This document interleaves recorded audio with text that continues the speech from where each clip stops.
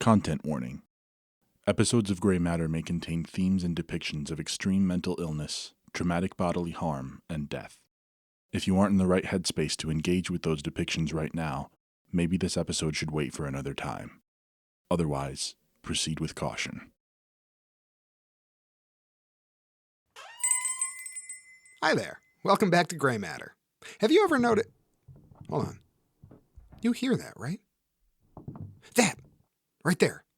That soft little noise from somewhere on the wall, like there's someone trapped inside, squeezed between layers of drywall and insulation, struggling just to shift their immobile arm and tap the fingers on their pinned hand to get anyone's attention, desperately praying that someone will come to free them before their terrified breaths exhaust their last precious shreds of priceless oxygen. It's either that or the squirrels are back. Jury's still out. Either way, the exterminator's coming on Thursday, and if there's a body in there, I'll be pretty hyped about it, honestly. Hey, that reminds me. I found this tape the other day wrapped in newspaper and twine inside of a locked suitcase and covered in chains. It's called Just Between Us, and it's about a woman who is forced to confront a reality we all like to deny. That at the end of the day, one of the universal human experiences is a horrible, sudden awareness of just how helpless we really are. Hope you're not claustrophobic.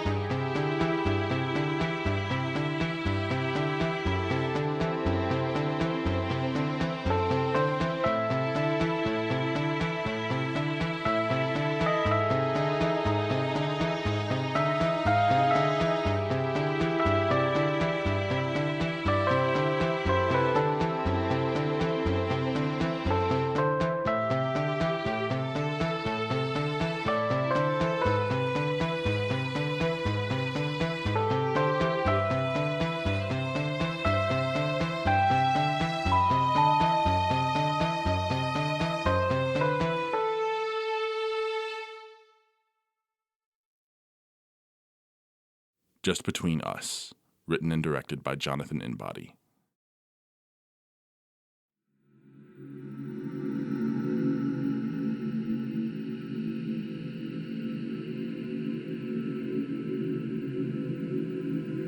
I'd always felt trapped, one way or another. Trapped by my father's money, the expectations he shackled around my ankles when I stood less than knee-high. And then, as soon as I was out of his house, I felt free. After college, I found a top-floor apartment with a view. A tall, broad window that stretched across the far wall of the living room.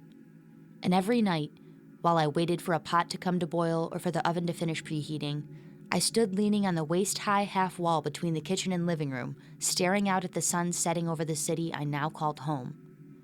It was wide open, full of strangers, and the only person who'd ever tried to hold me back was states away and years behind me. I liked the anonymous life. I had a girlfriend, sure, and a few people from work who I'd go out for drinks with every now and again. But if I really wanted to, I could turn my phone off and go for days without human attention. And that's what I did one Friday night as winter turned to spring.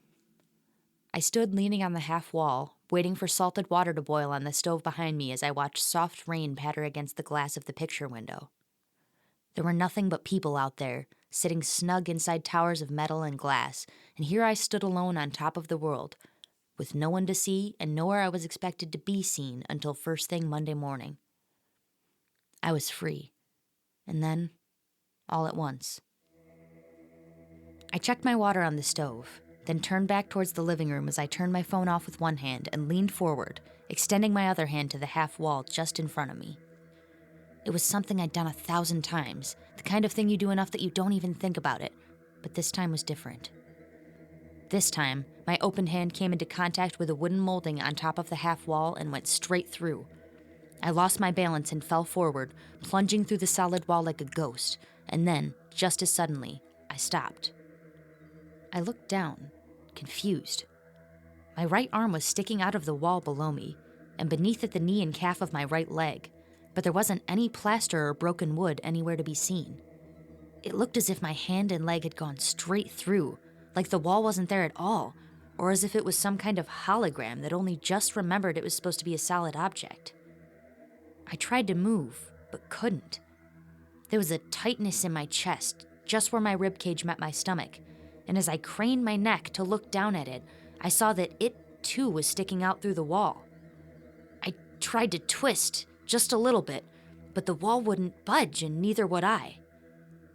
I was stuck somehow, trapped in an awkward position halfway through a solid half wall. The only limb I could really manage to move was my left leg, awkwardly wedged behind me on the other side of the wall. Above it, my left arm was almost completely out of sight, with only my ring and pinky fingers sticking out of the flat surface of the wall above a small protrusion of arm and elbow. I turned my head back and forth, trying to pull myself free while I twisted my neck and shoulders. It was just a wall, nothing more than a few layers of paint and plaster, and with the right leverage I could have broken through it without a problem. The heel of my left foot slid on the hardwood floor, unable to lie flat due to the angle it was stuck at, and although my knee knocked against the wall, it showed no signs of weakening. It wasn't possible. None of it was. But I was stuck, truly and completely. How had it even happened? How could I be inside the wall without the outside being broken? How could I be part in and part out? How had I fallen into it, and why had I stopped falling at all? I sat suspended, one leg uselessly kicking underneath me just to have something to put my weight on, and my neck and shoulders already starting to ache from overexertion. I could move one hand, but not the arm it was attached to, and my other hand had been reduced to 2 unstuck fingers. I looked down at the living room floor, where my phone sat face up on the carpet a few feet away. But how could I pick it up? Call Emily. I waited, but the screen didn't even light up. It must have already been off when I dropped it. Keep it together. You can... Oh, God, please. No. Hello? Is anybody there? I'm stuck. Anybody? Oh, God. I think I'm gonna be sick. Please? Somebody? Anybody, please? Oh, thank God. The front door's locked, but if you can hear me, call the landlord. Or maintenance. Hello? Hello? Are you inside? How did you... I didn't hear the door. I can't see you. Can you come around to this side of the wall? After a few seconds, a woman I didn't recognize stepped around the half wall and walked into my living room. She was tall and thin, with tight black pants and a loose-fitting black shawl over a dark gray shirt. She had high cheekbones and a sharp chin with perfectly combed and close-cropped hair, and her green eyes stared down at me with an almost upsetting calm. What seems to be the problem? I don't know. I'm stuck. In the wall. How did that happen? I tried to lean on it and I fell inside. Like it wasn't even there. Like it's not real. That's crazy. You just moved through a solid object? Yes. I mean, what a coincidence. Because I can do that. Do what? It's easier if I show you. Do you have... 1 second.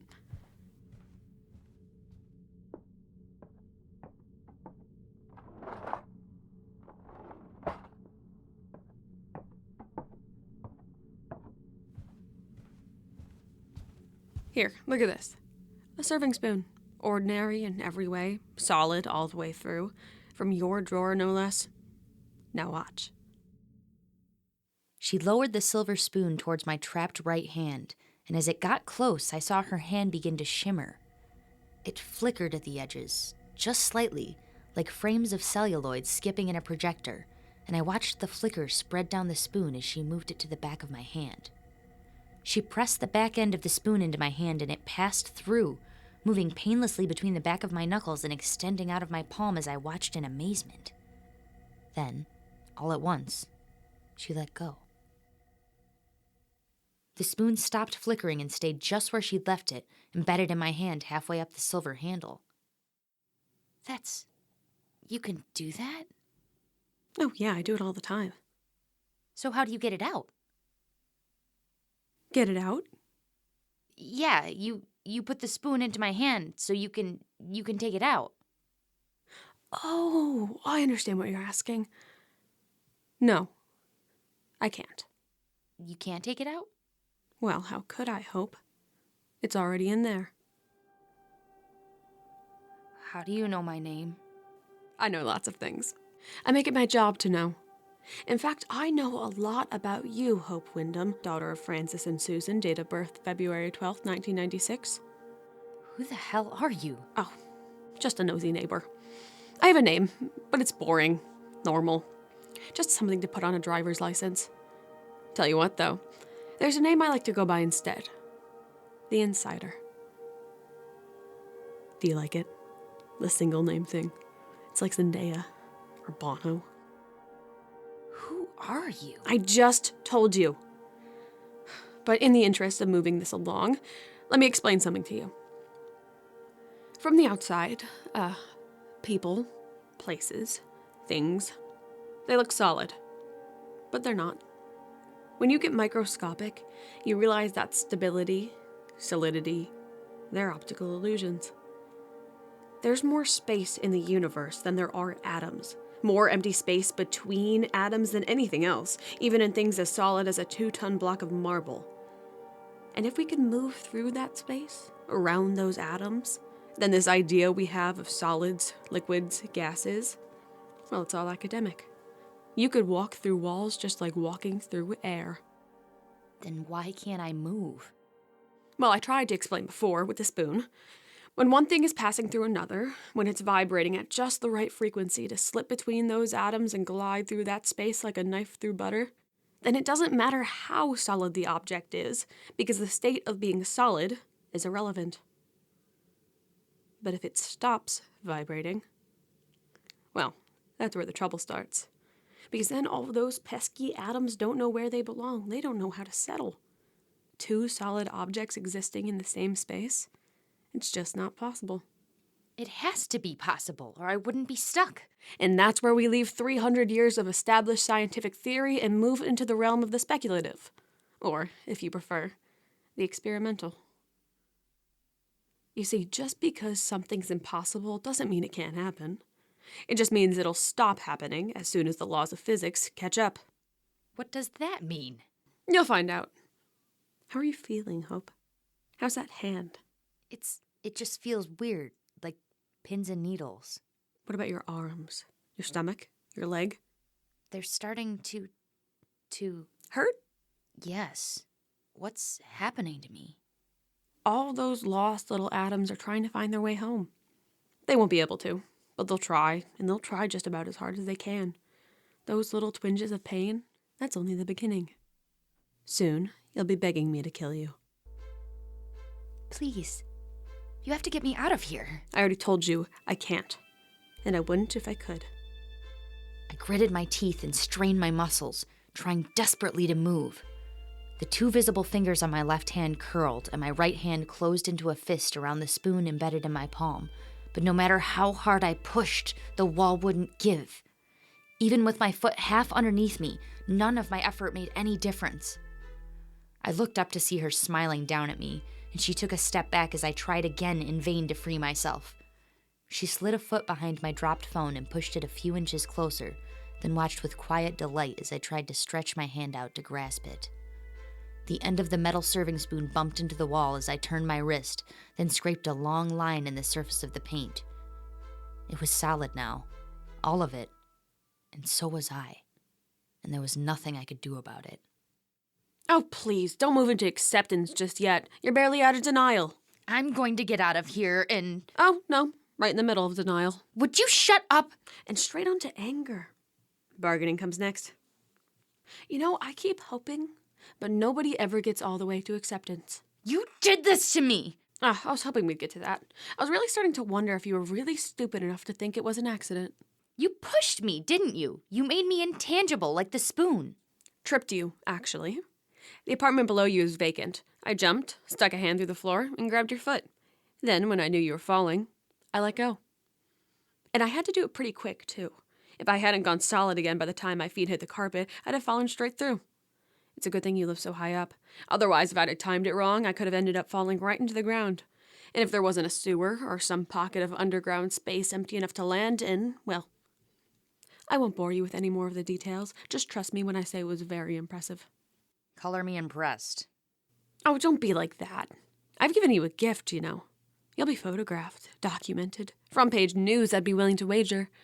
At least eventually. Once the police are done coming up with nothing. You're a sick fuck. You sound like my doctor. He thought I was a sadist, but he was wrong. I'm a voyeur, a patron of the arts. I watch people for weeks, just the way I watched you, observe every dull moment of their mundane lives until it just makes me sick to my stomach. And then I invite them into their first truly unique experience since their shameful, painful births. So you're a serial killer? No, that's not it at all. I elevate people beyond their lives. I make them into art, suspend them in the space between sculpture and performance, and then I watch. I watch the reality sink in. I watch them reckon with everything they've forgotten to say or failed to do, and then I watch them realize they're going to die. You already know, don't you? It hurts. It feels like I'm burning or getting torn apart, and it's getting hard to breathe. That's the taste I really savor. That moment they know it's real when they realize it can't be undone. The slow death of hope. I didn't even mean to make the pun. That's a hell of a title, isn't it? Maybe my masterpiece. Someone will come. We both know that's not true. You don't have plans with Emily until dinner on Tuesday, you don't keep in touch with anyone in your family, and your next appointment with your therapist isn't until next week. What if someone heard me yelling? Like who? The apartment across the hall is being renovated, and I just told you the one below you is vacant. I mean, really. Let's say, just for the sake of argument, that in a minute and a half a SWAT team is going to burst through that door, despite the fact that no one's called them. And let's say they've brought the best trauma surgeons in the world, despite the fact that no one knows they'd be needed. What could any of them do? They could try to shoot me, sure, but I could walk through their bullets. I practically do it by reflex. And the surgeons, well, they could cut you out of the wall and immediately start operating, but they can't separate every bit of wall from every bit of flesh. It's inside you, in every cell. It's part of you now. All they could do is start to amputate and hope that there would be enough of you left after that they could save your life. And what kind of life would you lead then? A life strapped into a wheelchair? A life being carried around in a backpack? Or, to spare you the indignity, a life lying in a hospital bed where nurses come by once an hour to roll you over and clean your bedpan? What would Emily say then? Do you think she'd even do you the courtesy of an awkward goodbye? Trust me, death is better. You can't just do this to me. If it makes you feel better, you couldn't have stopped me. No one, not one person in all those buildings at that great big window could do so much as lock a door that would keep me out. I am literally untouchable. Why are you telling me this? For the same reason I'm letting you see my face. Because it won't make any difference. You're dying. In some ways, you're already dead. And nothing you say or do can prevent it.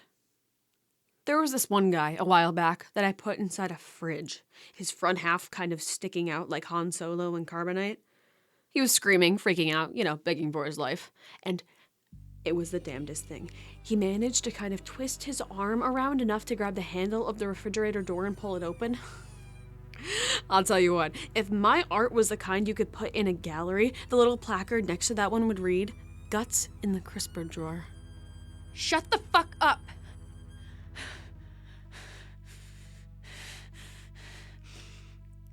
Please. If I'm going to die, just leave me to do it. Where's the fun in that?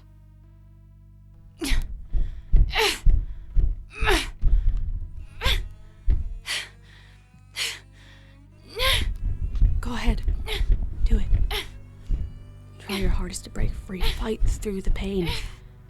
Maybe you'll succeed where the others have failed. Maybe you'll kill me. Maybe you'll go on the news and become famous. Maybe you'll be the most requested guest on every true crime podcast for the next 2 or 3 years. Or maybe you won't.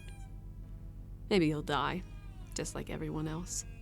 Maybe no one will even know. Maybe Emily will think you ghosted her. Maybe your job will think you no-call, no-showed. Maybe the only person who will remember you is the one that does your autopsy. And maybe, in their quiet moments, they'll wonder what it was like for you, dying in such pain and confusion, and then maybe they'll realize that that's how everyone dies. Shut up! Make me. Hey, here's a fun question. Does your nose itch?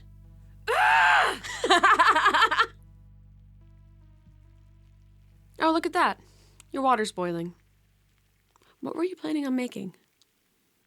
Pasta with pesto. Oh, well, I don't even like pesto.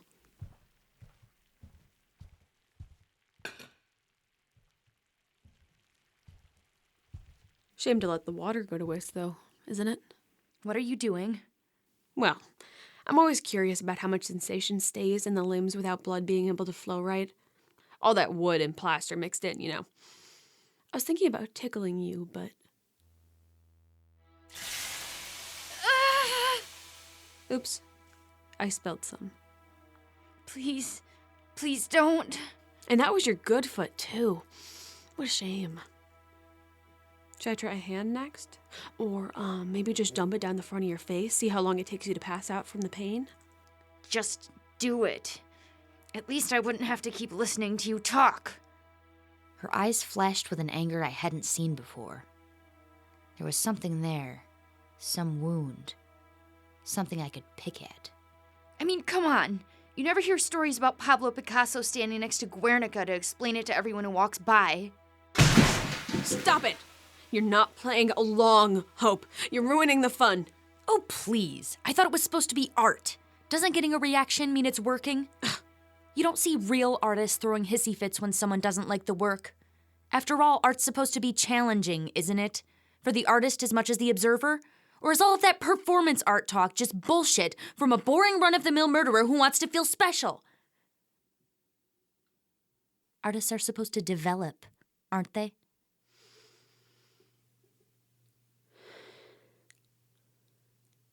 You're right. I haven't been playing fair. I've been leading you down the path, but I haven't let you walk it. If there's really nothing I can do, if there's really no one who can stop you, then what's the harm in giving me a chance? Aren't you bored? She stared at me for a few long seconds, and I watched the thoughts move across her face as she clenched her jaw and pursed her lips. I had unsettled her somehow, torn off some long-formed scab, and I had no intention of stopping. Isn't this what you want? Something fresh, something challenging? A little bit of hope that you can snatch away with harsh reality? I know what you're trying to do. Okay. But I thought it wouldn't matter. It's exciting, isn't it? Being unsure, not knowing how it's going to end. You really were the perfect choice, you know that? I mean, from the outside, you seem so ordinary, but inside, you're more than I thought you were. Yeah, I contain multitudes. So what do you say? What do you want? I want my phone. Who are you calling? Let's find out together.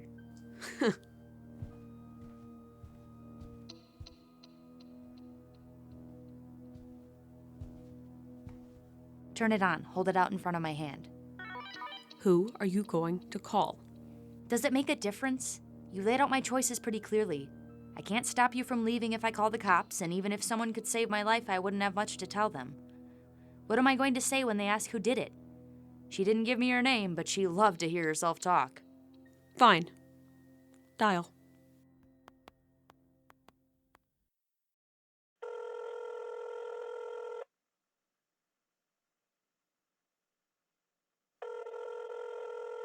Hello? Hey, Emily. It's me. Hey, I didn't think I'd hear from you for a couple of days. You seemed like you were getting ready to do one of your turn everything off things. Well, I was, but, I just got some bad news a little bit ago, and I just wanted to hear your voice. You're so cute. I'm not, but it's nice of you to lie. Listen, I know that we haven't been together all that long, and I know I've been keeping you out, but I love you. A little soon for that, isn't it? Yeah, maybe. I love you too. Anyway, I just thank you for being who you are and for who you are to me. Of course. Is everything okay? I don't know. I know it is when you're around. Well, let me know if you need anything, okay? I can be there. Yeah, I'll let you know. Bye. Bye. You just wanted to say goodbye? Yeah, nothing else to do, right? Won't matter soon, anyway. You know, you really impressed me today. I'm going to have to work hard to make the next one even compare. And for the record, my name's Moira. You know, it's a shame. What is? The sun's setting, and I can't stand by the window and watch. I do it every night. It makes me feel like I'm on top of the world. She looked down at me, unfeeling, and after a long moment, I saw a cruel smile curl up at the corner of her lip.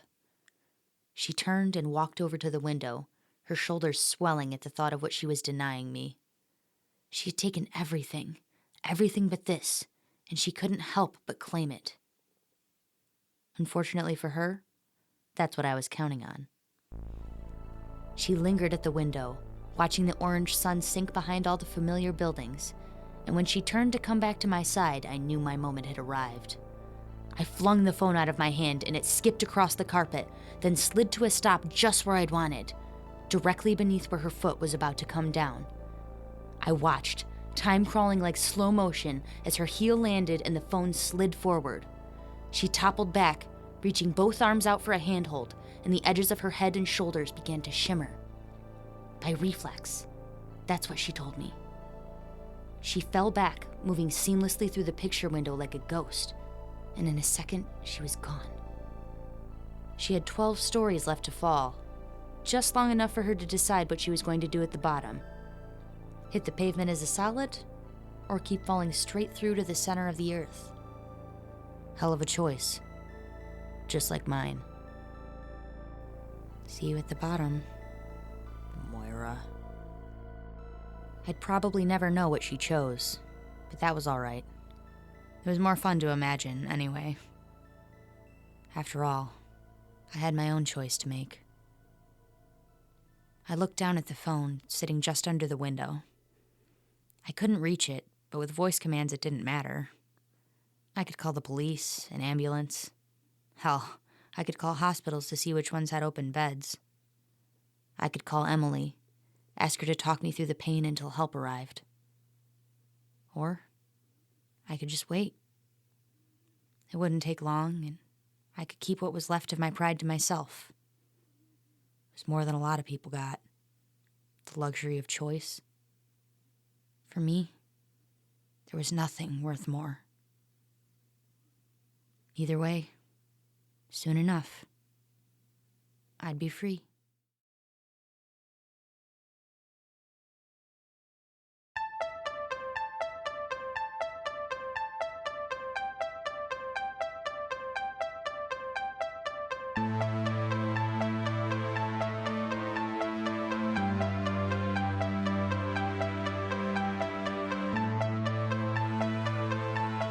Just Between Us was written and directed by Jonathan Inbody. It was edited by Jeffrey Lavin, with music composed and performed by Samantha Hunt. Hope, the narrator, was played by Samantha Hunt, and the insider was played by Charleston Harvey. Emily was played by Andrea Inbody. Gray Matter is a Word Search Media production. Any similarities to real people, places, or things is purely coincidental. Be kind. Rewind.